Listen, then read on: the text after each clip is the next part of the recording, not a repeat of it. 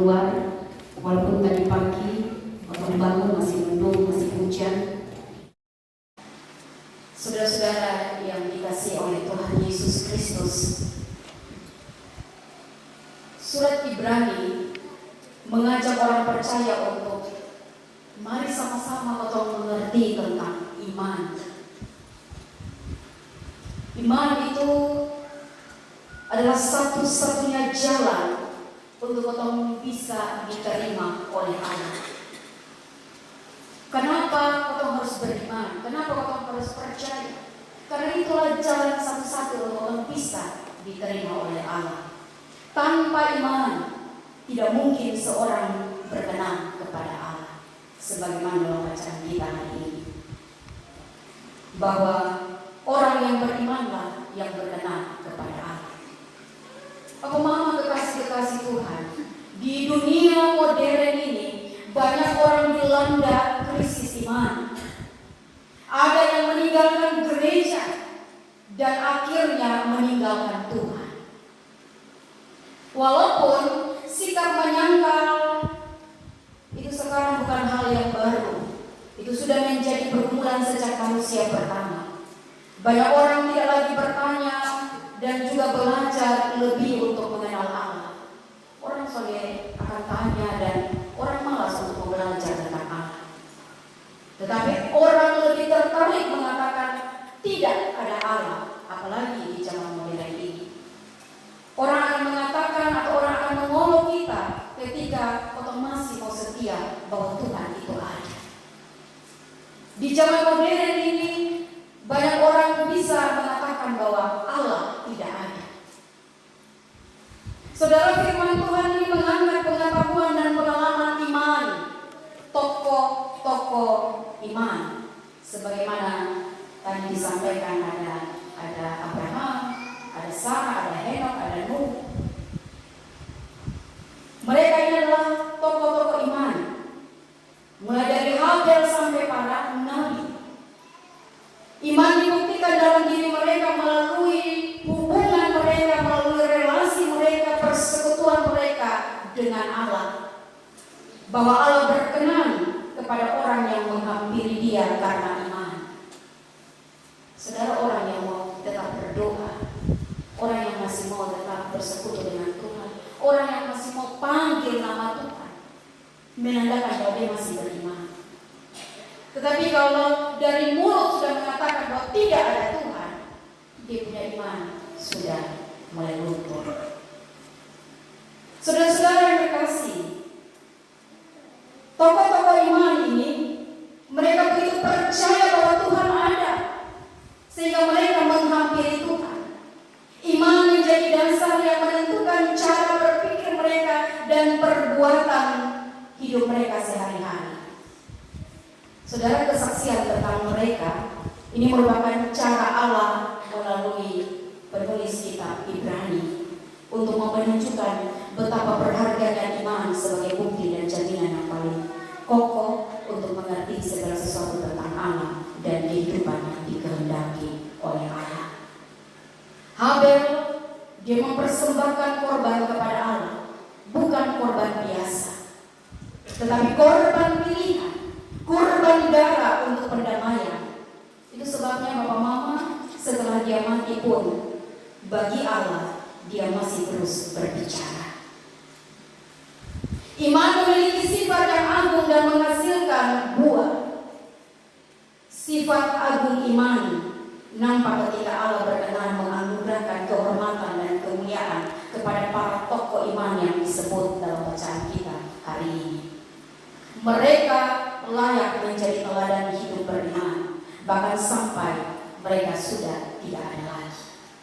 Tetapi mereka jadi tokoh teladan.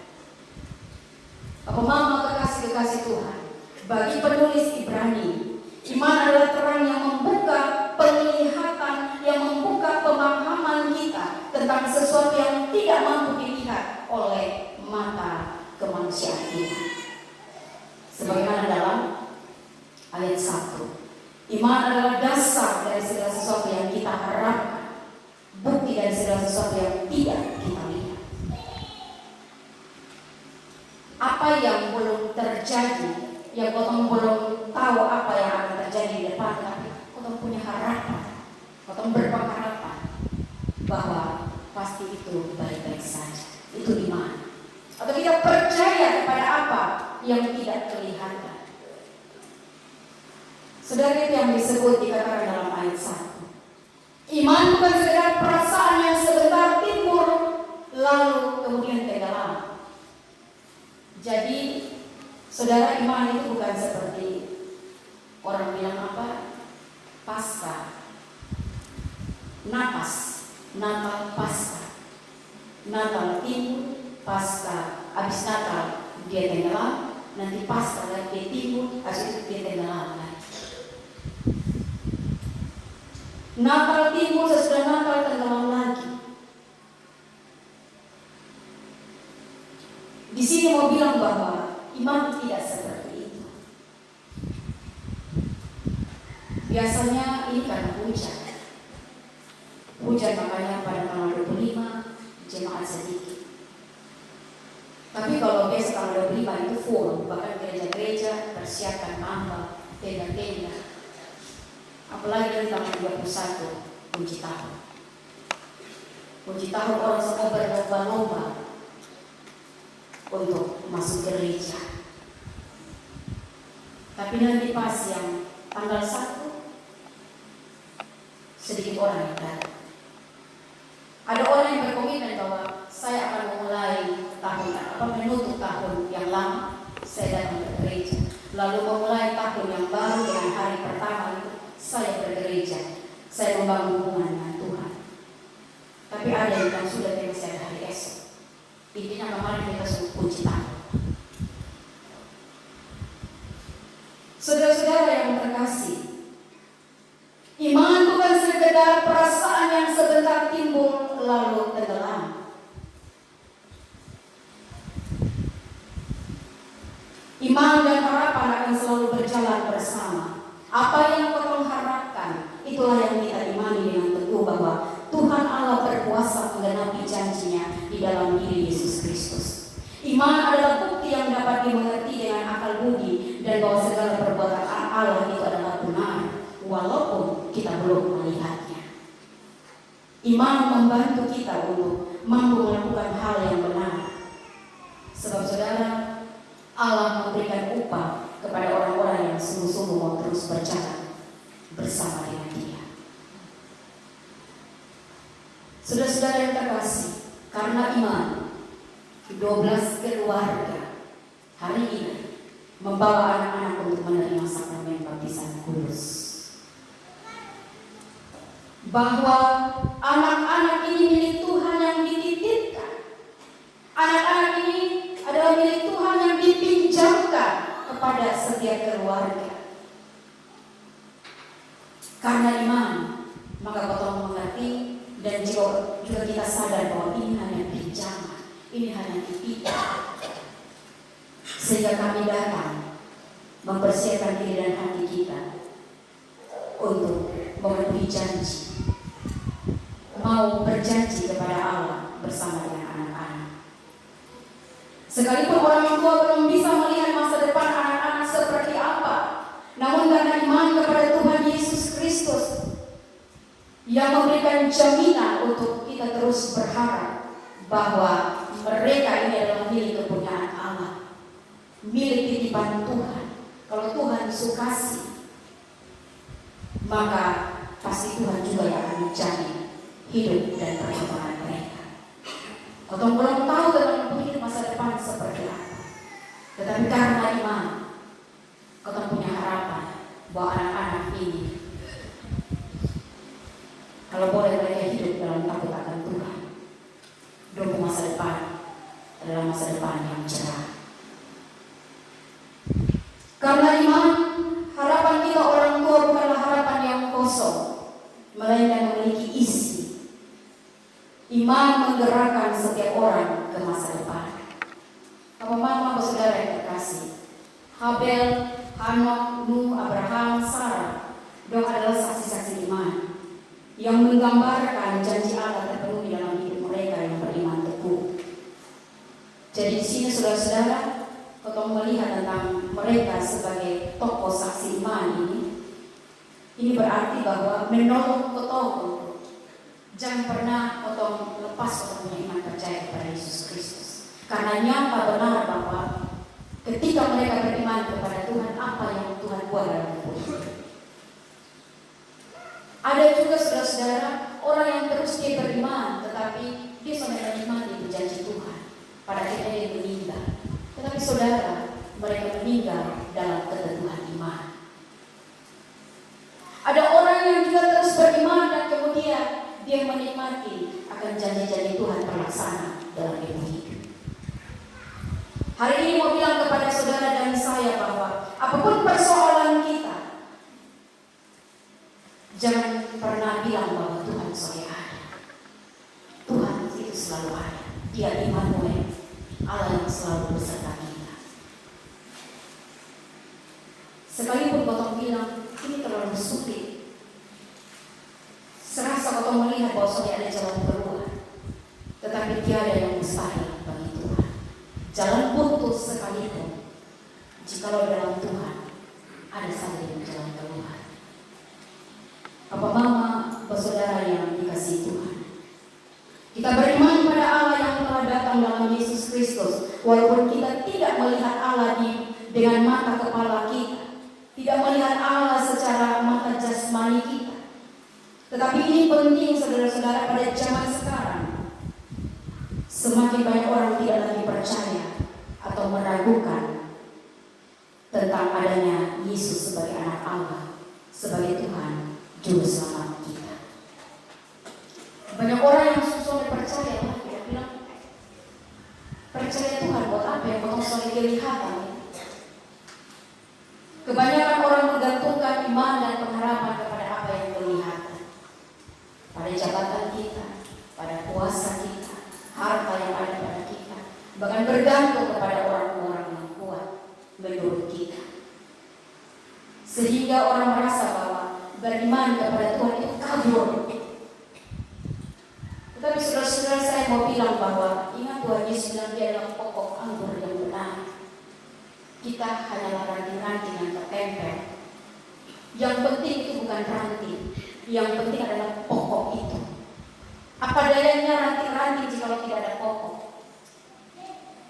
Karena saudara dan saya kalau harus membutuhkan Tuhan, harus tertempel kepada Tuhan, supaya orang mendapatkan vitamin, mendapatkan sari dari pokok anggur itu.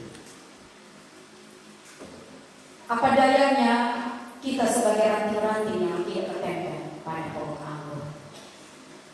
Saudara, itu iman kita. Kita harus kuat ada dalam Tuhan. Saudara-saudara yang dikasihi oleh Tuhan Yesus Kristus, penulis Ibrani mengingatkan kita yang baru merayakan Natal bahwa iman pada Allah dalam Yesus Kristus bukanlah perjalanan iman yang mulus, bukanlah perjalanan iman yang tanpa hambatan atau bebas hambatan. Saudara, pembunuhan bayi oleh Herodes yang membuat Yusuf dan Maria harus pergi ke Mesir, itu adalah bukti bahwa secara perjalanan gereja tidak selalu mulus. Apalagi orang yang beriman kepada Tuhan, sudah selalu mulus. Sekalipun kalau terus setia dan bergantung kepada Tuhan. Jangan bilang bahwa Tuhan tidak setia nih Tuhan. Kita sudah tunduk penuh kepada otoritas Tuhan. Tapi kenapa ada persoalan? Selagi kalau masih ada di muka bumi ini, persoalan selalu datang. Tetapi bagaimana untuk harapan dan iman percaya kepada Tuhan? Seringkali kita harus diperhadapkan dengan hambatan karena iman pada Allah dalam Yesus Kristus. Ketika kau mengalami hambatan-hambatan, saudara, hanya ada dua kemungkinan, yaitu ketika kotong berada dalam hambatan-hambatan ada dua kemungkinan, yaitu kotong bertahan atau mengkhianati Tuhan. Hanya dua saja, tetap bertahan atau mengkhianati iman kita kepada Yesus Kristus. Saudara-saudara, melalui hambatan, iman kepada Allah dalam Kristus diuji kemurniannya. Jadi memang harus ada ujian. Harus ada pergumulan supaya iman kita itu diuji. Seberapa jauh kotong bertahan ada di dalam Tuhan. Saudara-saudara yang terkasih, ada anggota jemaat yang mengorbankan imannya demi prestasi, demi posisi yang ditawarkan. Demi untuk bisa menempuh sekolah gratis, studi gratis, demi dapatkan bantuan dan lain sebagainya. Dan pada akhirnya mereka harus melepaskan iman kepada Tuhan. Mereka tidak teguh dalam iman dan tergoda oleh berbagai tawaran dan kenikmatan dunia. Pada akhirnya Bapak Mama, Bapak Saudara yang terkasih, dalam peristiwa Natal ini, melalui surat Ibrani, kepada kotong semua umat Tuhan masa kini, kita dinasehati agar dalam keadaan apapun tetaplah teguh dalam iman kepada Allah dalam Yesus Kristus. Meskipun ada berbagai tantangan, baik tantangan hari ini maupun tantangan di masa depan, tantangan di tahun ini maupun tantangan yang ada di tahun 2023. Ada begitu banyak hal yang kompleks. Tetapi saudara-saudara yang terkasih, iman kita kepada Allah dalam Yesus Kristus harus tetap teguh. Dalam iman yang teguh kepada Allah dalam diri Yesus Kristus, kotong harus siap memasuki masa depan. Walaupun 2023 sudah dikatakan bahwa akan ada krisis, tetapi saudara-saudara, kotong harus tetap beriman. Krisis tahun 98 saja kotong bisa lewati, sehingga kotong bisa ada sampai dengan 2022. Kalau kotong memasuki krisis 2023, kotong harus terus beriman bahwa kita akan mampu keluar dari krisis-krisis itu. Bapak Mama, saudara-saudara yang terkasih, mengakhiri renungan pada pagi hari ini, saya hanya mau bilang bahwa sebagaimana mereka sebagai tokoh-tokoh iman yang sudah menyaksikan akan setiap karya-karya Tuhan yang luar biasa, maka mari saudara kotong terus beriman dan kotong turut menyaksikan bahwa Tuhan akan terus bekerja, Tuhan akan terus melakukan segala perkara-perkara agungnya dalam hidup saudara dan saya. Kotong harus buktikan itu, bahwa janji Tuhan harus terlaksana dalam hidup saudara dan saya. Selamat Natal untuk kotong semua, selamat untuk semua orang tua yang karena iman membawa 12 anak untuk dibaptiskan hari ini sebagai milik kepunyaan Tuhan, sebagai tanda bahwa mereka ada dalam lingkaran ahli waris kerajaan Allah. Tuhan memberkati. Amin.